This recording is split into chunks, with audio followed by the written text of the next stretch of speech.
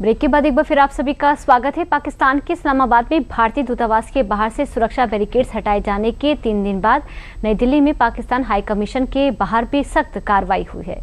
देखिए रिपोर्ट।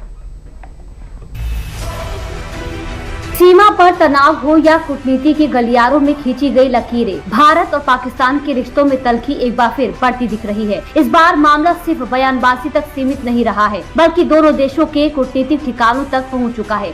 इस्लामाबाद में भारतीय दूतावास के बाहर से सुरक्षा बैरिकेड्स हटाए जाने के 3 दिन बाद नई दिल्ली में पाकिस्तान हाई कमीशन के बाहर भी सख्त कार्रवाई हुई है, जिसमें अवैध अतिक्रमण और सुरक्षा घेरे को हटा दिया गया है और साथ ही वीजा सेक्शन के पास बने अवैध ढांचों पर भी बुलडोजर की कार्रवाई।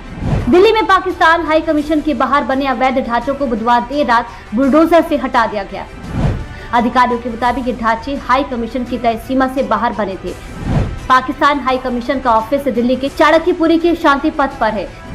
यहाँ बैरिकेड, फेंसिंग और वीजा सेक्शन के पास कतार प्रबंधन के लिए बनाए गए ढांचे भी हटाए गए हैं। इस कार्रवाई को भारत का टिट फॉर टैट एक्शन भी माना जा रहा है। ये कार्रवाई ऐसे समय में हुई है जब 2 दिन पहले इस्लामाबाद में भारतीय हाई कमीशन के बाहर लगाए गए सुरक्षा बैरिकेड और पार्किंग पोल हटाए गए थे। जितने भी एम्बेसीज होती हैं, जितने भी ऐसे स्थल होते हैं जहां पर बाहर के देशों के रिप्रेजेंटेटिव्स होते हैं, वहां का रख रखाव जो है यहाँ के